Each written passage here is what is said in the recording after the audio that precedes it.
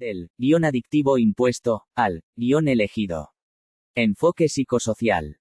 Autor, licenciado, Vasconcelo Juan Carlos. Ensayista. Docente. Derechos reservados. Un guión adictivo.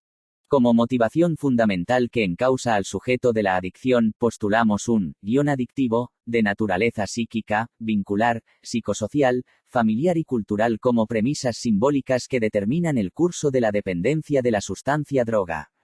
Constituye el mapa emocional y psicosocial que condiciona su dependencia así como los avatares de su devenir. Se compone de modelos adictivos vinculares, cuyos métodos de resolución de las problemáticas existenciales consistió en el uso de una sustancia como la droga. Implica modelos adictivos pero también de insignias familiares, o ejemplos, desde la causalidad ejemplar que sirvió al sujeto como marcas de su subjetividad en el proceso de su programación familiar y psicosocial. Mejor dicho, y desde aportes psicoanalíticos, el guión adictivo se compone de identificaciones a modelos adictivos familiares, comunitarios, mediáticos. Desde el enfoque psicosocial, los modelos se centran en el grupo primario o familia, como un padre, un tío, la madre, etc., que constituyeron modelos significativos para el mismo, así como de modelos sociales, mediáticos, donde los personajes de los medios transmiten un modelo adictivo. En la familia, los modelos fundantes, como un padre o una madre, etc., transmitieron al sujeto el pseudo método de resolución de las problemáticas existenciales como aspecto de un modelo de vida, de un estilo de vida. En definitiva, el guión se define como un programa inconsciente de vida, donde además encontramos el comportamiento adictivo programado. Desde la metáfora teatral, el guión sigue el modelo dramático de una historia escrita con modelos, escenas, historias, estilo masculino y femenino, de pareja, de amor, de comportamientos adictivos, entre otros. El adicto, guionista de sí mismo. Como lo pensaba José Ortega y Gasset, el adicto se construye gracias a modelos adictivos, identificatorios, a partir de ejemplos cruciales como el de un padre u otros como equivalentes simbólicos que le enseñaron el camino nefasto. Pero como novelista de sí, el futuro adicto elige por afinidad o por incorporación de un modelo, los términos de su propio guión, quedando determinado o programado para el consumo y la búsqueda de resolución de sus ansiedades y tensiones, de su vacío existencial, de sus funciones fallidos o sus frustraciones existenciales. De modo que es el escritor de su propio guión a partir de modelos fundantes y familiares, y más específicamente, desde cada línea familiar, cuando el modelo adictivo proviene del lado paterno o del lado materno. No siempre es de drogas mayores porque el alcoholismo o el tabaquismo, entre otros, ofician de métodos para enfrentar las circunstancias de la vida como una pareja, la sexualidad, el trabajo, la propia vida o los conflictos y crisis familiares periódicas, cuando no de carencias como un padre abandonista o su misma ausencia. El modelo adictivo constituye el personaje central de su guión y el argumento, o sentido, de su guión nos posibilita comprender la película de su vida. Modelos precursores psicosociales. El guión adictivo y delictivo está escrito en la memoria, en el inconsciente vincular, según nuestro pichón genealógico, y se compone de legados, modelos adictivos y delincuentes, etc., que determinan que el sujeto sea la marioneta de sus modelos heredados. Pero hablamos de una herencia psicológica, y no genética. Son modelos adictivos transmitidos, inducidos, o ejemplificados en la familia, y hasta en los grupos de pares, donde luego explicaremos el proceso de presión grupal hacia la conformidad, desde el psicólogo social Salomón Asch. Como escrito, o grabación, en la mente inconsciente, el guión implica modelos incorporados en los tiempos de programación, o infancia. Sin embargo, no quita que en la adolescencia el joven se dé por enterado de los pecados de su padre, tío, padrastro o abuelo, etc., que ofician así de precursores adictivos, o modelos promotores de la adicción. Es así que el joven queda atrapado en un modelo adictivo transmitido en la familia. Por su parte, el modelo precursor constituye además el transmisor de muchos ejemplos o modelos como el modelo de padre, de esposo, de modelo de pareja, de divorcios, de éxitos económicos o de fracasos, etc. es decir, constituye un modelo integral si lo analizamos desde el guión existencial, que abarca el guión adictivo como así del modelo o guión de pareja, entre otros. Es el palo de una astilla, que sigue su senda buscando solucionar los problemas refugiándose en las drogas como auxiliadores mágicos, que resultan imaginarios, momentáneos aunque de condenas al dañar el programa de vida, con comportamientos que se vincular además con conductas transgresoras. De ahí la denominación de guión adictivo y delictivo. Los tiempos de la programación temprana. El niño es programado por adultos como el padre, su primer gran modelo, precursor, crucial en cuanto a transmisión de insignias de un modelo o estilo de varón, de hombre, de esposo, de ciudadano. Es su sostén existencial y resulta estructurante, gracias al mecanismo de identificación. Como observador, observa, interpreta según afinidad emocional y grados de investimentos paternos caricias, afectivizaciones, cuidados, juegos, etc. Y graba escenas, modelos, ciertas pautas como el fumar, tomar, golpear, gritar o arreglar un juguete, etc. Es decir, el niño se programa a partir de modelos significativos para él mismo. Lo grabado queda a título de disposición temprana, aunque sin que pueda percibirlo, el niño es programado además por patrones vinculares y modelos que transitan por el cauce inconsciente, como transmisiones transgeneracionales a través de los ejemplos de su propio padre, etc. Y donde se juegan determinaciones de linajes, de estilos de vidas que vienen surcando las generaciones hace mucho tiempo. De modo que se programa en el marco de un estilo o sistema de vida, donde las adicciones obtienen su lógica. De modo que el niño es programado para la adicción y en su discurso, en sus juegos, ensaya simbólicamente las conductas imitativas o de identificación como puestas en escenas del proceso de programación. Sin embargo, muchos modelos son inefables y el niño le da otra vuelta de espiral recién en la adolescencia, donde acude a su caudal de datas para enfrentar desilusiones, conflictos, o el proceso adolescente que de por sí le resulta difícil merced a que la intolerancia a la ansiedad, la angustia y las presiones de la vida. Digamos, el factor disposicional infantil o programación infantil se conjuga con los cambios adolescentes donde la programación se consolida y se resignifica a la luz de un sujeto ya lista para el amor, la sexualidad, el trabajo, lo social, hasta cierto punto. Pero es allí donde se enfrenta al campo social y cultural y la lucha por la escasez, las privaciones, desilusiones amorosas, conflictos padre, hijos, etc., que lo sumen en la tristeza, la depresión, la inhibición, la regresión a la programación temprana y la reactivación de modelos adictivos, entre otros, para enfrentar la nueva coyuntura. Es también lo que Pichon Riviere nos enseña como teoría de la enfermedad única, donde encontramos los elementos de las series complementarias de Sigmund Freud. Es decir, a partir de las primeras grabaciones de modelos adictivos de fumador o bebedor, por ejemplo, y que el niño simboliza plásticamente en sus juegos, para ser, como su modelo podemos buscar los modelos parentales, de ambos padres, un tío, etc., que llevó al sujeto a la toma de decisiones, o incorporación de tales modelos negativos, sin que pueda evaluar si son positivas o negativas merced a que la conciencia moral, del bien y el mal es transmitido por sus mismos modelos, resulta imposible encontrar un pensamiento crítico de los mismos como para escapar. De modo que en un marco de racionalizaciones, o autojustificaciones, el niño asimila tales modelos quedando atrapado o programado. Los primeros ensayos se dan en la propia familia a través de los juegos infantiles donde podemos encontrar proyecciones de tales modelos, así como en las primeras salidas del joven y sus preferencias o no por el cigarrillo, el alcohol u otras drogas. Es allí donde encontramos el segundo tiempo de la programación adictiva porque el joven plasma, prueba, es llevado, se deja llevar al consumo, al uso, al abuso y a la dependencia. Sin los precursores tempranos como modelos primigenios resulta más difícil que caiga en comportamientos adictivos.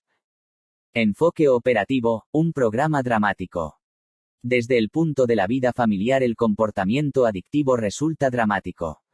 Conmociona a toda la familia y se funda el guión adictivo que constituye además aspectos de su programa de vida.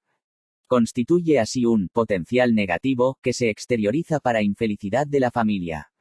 En un teatro concertado socialmente desde el programa social, el sujeto juega su carta, su propio patrón gracias a que la sociedad le ofrece la sustancia a través de los medios como la publicidad o en sus grupos de pares, tribus urbanas, redes, bailes, pareja, etc. Pero como ignora profundamente su propio guión, perece siendo víctima del mismo al permitir que la sociedad entre como sustancia adictiva y dañe seriamente su proyecto de vida. El guión adictivo se conformó sin que nadie fuera consciente del mismo y sin siquiera un contra-guión que permita relativizar, despotenciar y virar hacia roles más positivos.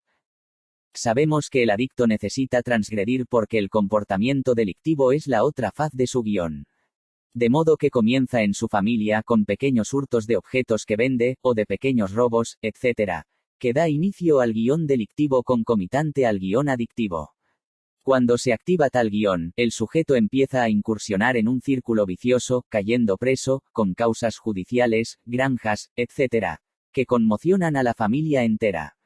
De modo que, la contracara del guión adictivo es el guión delictivo, que se activa en distintas versiones según sujetos. Un modelo transmitido psicosocialmente. Hay casos en que el adicto es influenciado por su grupo de pares de amigos, incluso la pareja, sabemos que allí adquiere el comportamiento adictivo. Simples pruebas, hasta el abuso y dependencia física y psicológica. En tales casos podemos clasificarlos como adictos sociales o adictos actuales, porque el consumo se debe a la adherencia a conductas sociales, modelos sociales, transmitidos en tales grupos de iguales como tribus urbanas, el baile, grupo de encuentros de amigos, etc. El proceso es la presión hacia la conformidad, tal como lo estudió el psicólogo social Salomón Asch. Sin embargo, le vamos a dar la impronta de la dinámica grupal pichoniana y el psicoanálisis para considerar que, a los fines de lograr la pertenencia, en tales grupos de pares, es necesario compartir sus gustos, prácticas e ideales, es decir, su microcultura. De modo que, el sujeto en anomia subjetiva y una dinámica familiar alienante, con conflictos recurrentes, soledad, abandonismo paterno, etc., recurre a lo social para lograr recuperar su consistencia, una identidad que lo saque de las angustias y tensiones cotidianas, que es cuando cae en manos de tales grupos de adictos. Es allí donde alguien le ofrece la sustancia como el alcohol, el cigarrillo, y otras drogas.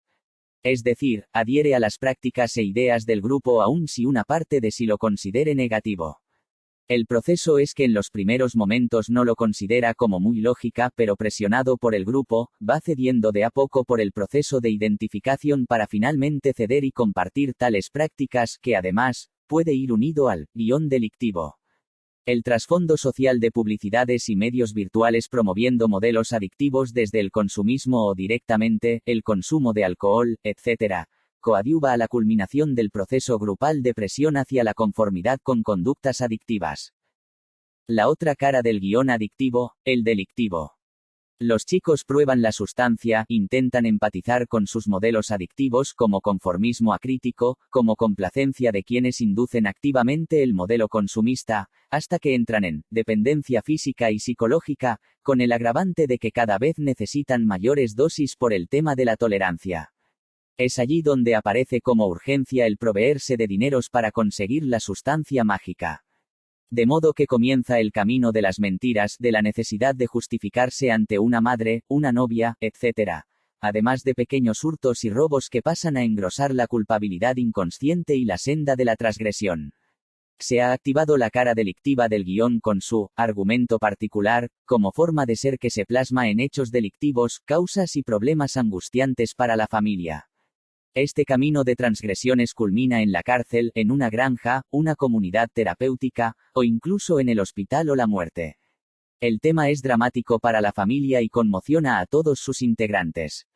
La conciencia de enfermedad se resiente y solo cuando el tema ha pasado a mayores aceptan ir a una granja o a tratamientos ambulatorios por un cepa, etc. La causalidad ejemplar. A los fines de esclarecer la naturaleza del guión adictivo, presentamos la causalidad ejemplar como eficacia de los modelos familiares y sociales consumistas. Es decir, los ejemplos son eficaces desde lo simbólico y los hijos asimilan a su guión existencial o programa de vida tales modelos pseudo-resolutivos de los problemas. Mejor dicho, los modelos o ejemplos familiares surten efectos en los hijos porque contaminan su futuro como pautas de conductas negativos. La transmisión se realiza a través de tales ejemplos quedando como grabaciones que se activarán a futuro comprometiendo el futuro y el proyecto de vida del sujeto. El guión opera como una profecía autocumplida. Como referencia fundamental, el guión opera estructurando el campo vincular necesario para su consecución.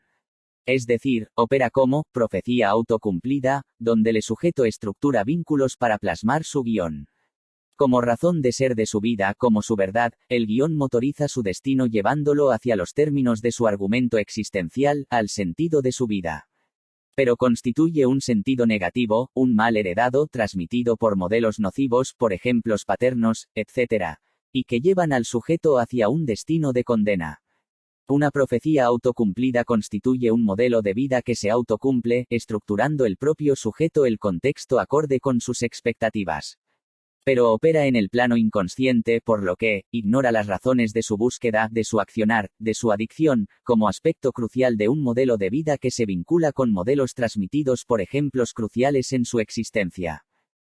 Un guión compuesto.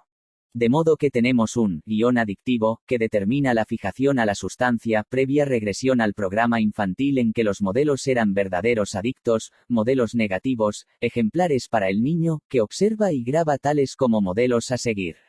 Es decir, la transmisión es en presencia con escenas que contaminan al niño en su proyecto vital o programa de vida que vira hacia un programa negativo. Sin embargo, el guión está dividido en un guión impuesto, como lo que se transmitió como modelo adictivo negativo y otro alternativo, como guión elegido, de menor potencia pero que necesitamos llevar al plano de la conciencia para desprogramar el guión impuesto y negativo.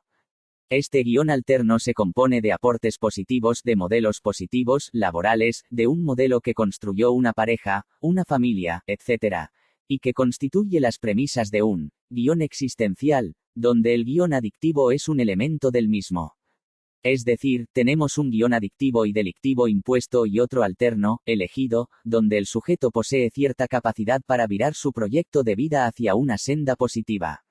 Es allí nos enfocamos previa elaboración del guión conjuntamente con el sujeto a los fines de su despotenciación para luego poner hincapié en el guión positivo. Pero si no se despotencia el guión impuesto tenemos recaídas. El plan materno y el plan paterno. Son las líneas familiares, o linajes, en interacción dialéctica según nuestro pichón dividido. La transmisión o inducción de la adicción puede provenir desde ambas líneas o de una. Son modelos pseudo-resolutivos de los problemas y el niño o adolescente lo toma a título de insignias de su subjetividad. Por plan materno y paterno aludimos al programa de vida de ambos que el niño lo toma como aspectos del suyo. Si en el plan de vida de la madre constan modelos adictivos, resulta posible su transmisión si para el niño resulta un modelo intrínseco a la fundación de su subjetividad. Es decir, un tío o un abuelo cuando el padre esté ausente o nunca apareció en su función. El plan paterno es muy crucial para el niño por la función paterna y como modelo crucial. De modo que, si el padre relata experiencias de adicción a su joven hijo o incluso desde el discurso materno u otros familiares, el mal de archivo queda encriptado como secreto de linaje que luego emerge en la adolescencia o adultez. Son las premisas psicológicas de lo que llamamos adicción. Es decir, el guión paterno o materno están implicado en el proceso de adicción. Del guión impuesto al elegido. Insistir en este aspecto del guión impuesto es valorar que lo que llamamos adicción no constituye sino un método transmitido a la nueva descendencia según estudiamos en nuestro pichón genealógico.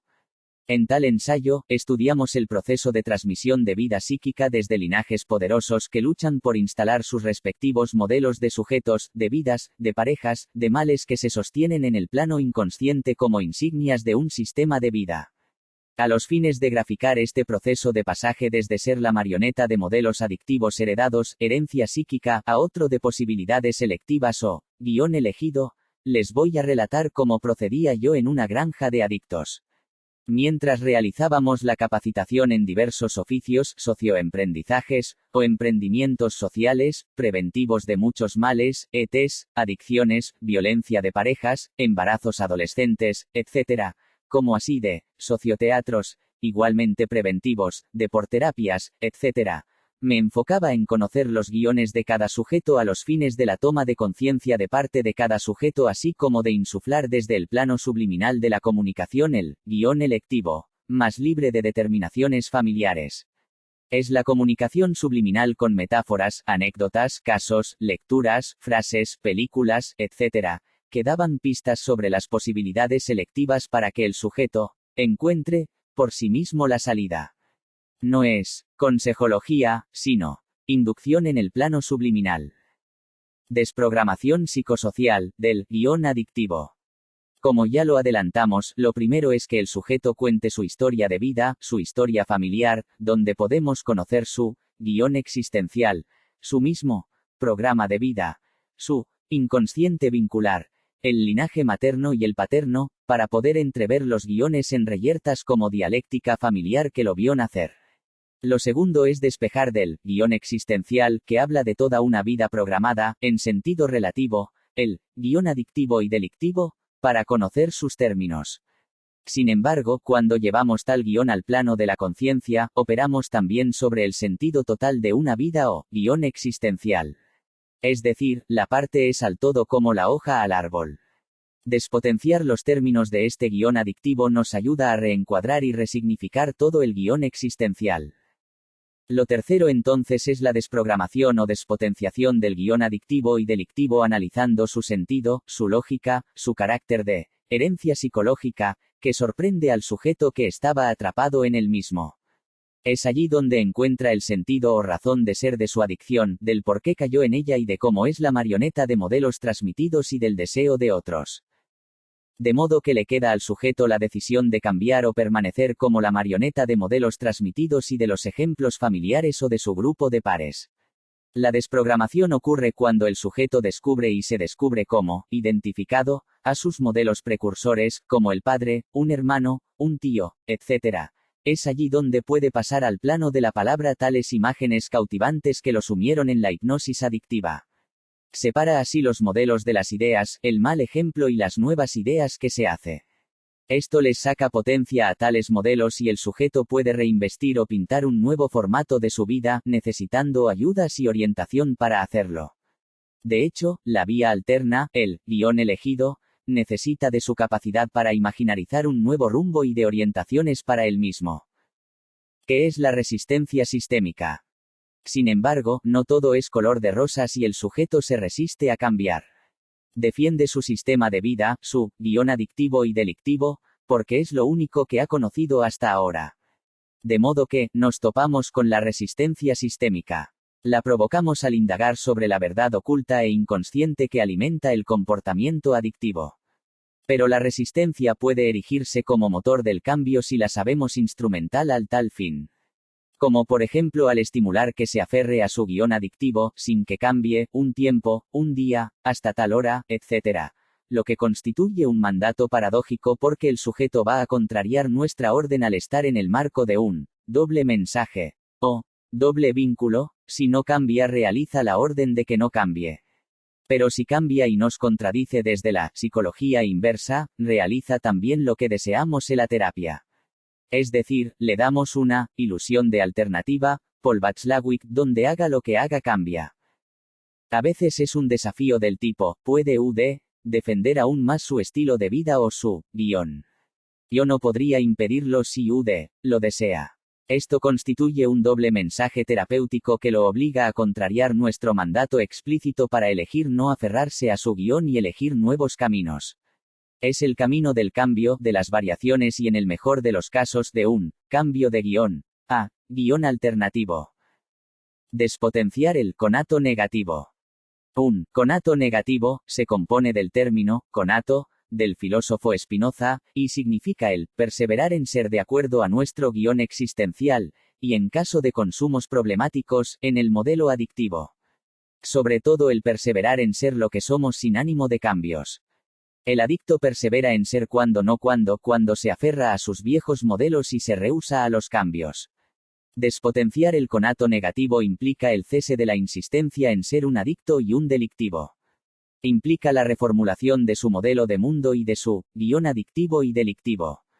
Es un viraje decisivo que depende de que tome conciencia de su guión así como de su perseverancia o insistencia en defender un modelo o estilo de vida inadecuada y frustrante. ¿Por qué de las recaídas? Suele ocurrir que luego de un tiempo de abstinencia o de no consumo, el sujeto recae en las viejas prácticas, sin que se encuentren explicaciones cabales para el mismo. Lo que ocurre desde nuestro modelo explicativo es que el sujeto se reprime o se priva del consumo pero acumula deseos que luego explota en un nuevo abuso de la sustancia. Es decir, nunca hubo cambio alguno sino proceso de represión, como freno o autocontrol para no consumir, pero el deseo se acumula en el aparato psíquico para luego emerger con todas sus fuerzas. Son las recaídas. Para evitar tales recaídas necesitamos llevar al plano de la conciencia del sujeto su propio guión adictivo, a los fines de que pueda integrarlo a su historia tal como lo define según las nuevas elaboraciones en forma conjunta con el profesional. Pero no constituye un proceso meramente intelectual y necesitamos desligar las ideas de sus afectos como lo inverso de la represión, para que tales modelos pierdan eficacia al ser descargadas en sus potenciales emocionales. Es decir, implica una crisis del sujeto ante la comprobación de que sus ideas y visiones previas así como sus conductas adictivas son equivocadas, merced a que obedecen a modelos transmitidos y que el rol de marioneta no se corresponde con una conducta libre. Esto obliga a variar y cambiar merced a que nadie desea ser la marioneta de nadie ni ser determinado por modelos transmitidos. De modo que, a los fines de una decisión autónoma, el sujeto se enfrasca en cambiar para escapar del determinismo de los modelos familiares y sociales transmitidos. Es decir, un trabajo psíquico que despotencia el guión apareciendo además la necesidad de ayudarlo a construir la vía alterna, el guión alterno. La prescripción del guión adictivo. Una vez que el sujeto relata el momento crucial en que asistió a un modelo consumista de sustancias o de una revelación crucial de un personaje importante en su historia, como un padre, tío, etc., ya tenemos el guión adictivo en su sustancialidad. Es allí donde podemos completar las lagunas de la memoria, e hilar la historia en forma más completa para conformar el guión impuesto, el modelo adictivo que lo condujo a la dependencia de la sustancia droga. Entonces podemos proceder a la despotenciación del guión que comenzó desde que el sujeto entra en análisis, en los grupos, en la internación, en sus intentos de explicación de su mal, o en las reyertas familiares. De modo que, al llevar al plano de su conciencia su mal de archivo, o guión adictivo, hacemos que una parte de sí trabaje en el sentido de la salud mental, en el sentido de la despotenciación del guión, para lograr el viraje hacia el guión positivo, hacia el proyecto de vida. Al respecto, un toque técnico para despotenciar la eficacia simbólica del guión es lo que se conoce en el mundo sistémico como prescripción del síntoma. Se le sugiere en forma directa o a través de la comunicación subliminal que en forma legítima, por derecho, puede continuar con su conducta adictiva, y que es quien puede decidir si cambiar o no. El mandato paradójico es claro y resulta imposible permanecer con su conducta adictiva sin introducir al menos grados crecientes de conciencia, culpa por transgredir y dañar su proyecto de vida, y el reposicionamiento respecto del mismo. El no cambies conlleva un mandato subliminal de cambia. Es así que comenzamos a despotenciar el programa adictivo junto a otros toques técnicos como el introducir anécdotas sucesivas con casos similares al del sujeto que lograron virajes increíbles. Es el caso de introducir una alternativa peor, donde un caso negativo y cada vez más negativo, logró encontrar la salida al reformular en forma íntegra un legado de condena. Intervenciones en el plano subliminal. La intervención en el plano subliminal se corresponde con la resistencia del sujeto que se aferra a su guión adictivo y delictivo, como su misma razón de ser. No encuentra otra salida y el callejón sin salida de su vida no encuentra sino razón de ser en volver a las andadas. De modo que, necesitamos sortear la resistencia por medio de la comunicación indirecta, ya pregonada por Kierkegaard y otros como Milton H. Erickson, el hipnoanalista más famoso. Intervenimos el guión a través del canal subliminal, sin que la conciencia del sujeto se percate de que estamos sembrando ideas que resignifican su vida, su guión adictivo. 2. Insertamos un guión alterno, para darle un nuevo método de adaptación, algo mejor, como opción a su guión de condena, 3. Reencuadramos su guión acotado a una verdad más completa, extendida a sus antepasados, a sus modelos precursores. 4. Y le brindamos nuevas formas creativas de comunicarse, y poder así construir su nueva vida. Y todo ello con anécdotas astutamente elaboradas con elementos del guión del sujeto, así como con la propuesta de salida o solución a su callejón sin salida. Es una forma de comunicación indirecta, en metáforas, tal como se comunica todo inconsciente en el sentido incluso freudiano. Es decir, las formaciones del inconsciente se componen de metáforas, de chistes, de alusiones indirectas, de símbolos, de frases que adquieren sentido cuando el sujeto encuentra la solución a su problemática sin que ésta sea impositiva del operador en guiones adictivos. El trabajo con la familia dividida, o líneas familiares. Sin dudas que el guión adictivo puede trabajarse desde varios métodos como el psicodrama, el psicoanálisis, etc., así como desde la terapia grupal, familiar, buscando la lógica del guión adictivo en el guión familiar, y de linajes, donde podemos encontrar líneas de transmisiones, modelos precursores, contaminaciones, etc., que llevarán al sujeto a la reformulación de su familia interna, de muchos roles, para poder ubicarse en el marco de un linaje desde donde obtuvo modelos negativos que lo sumieron en la dependencia y el sufrimiento. A veces, en la dialéctica de linajes, a saber, la puja por instalar y legitimar un estilo de vida como el del padre y respectivamente el de la madre, el niño recibe conflictos, toma partido, sufre, se deprime, es abandonado emocional o físicamente, etc., para luego refugiarse en la adicción. Allí, la sustancia aparece como auxiliador mágico, que va perdiendo poder a medida que avanza la dependencia, llevando al sujeto hacia los confines de un guión adictivo problemático. Va de la mano la necesidad de despotenciar el guión adictivo familiar, para reescribir un nuevo guión, aunque esta vez sin sustancias ni conductas delictivas.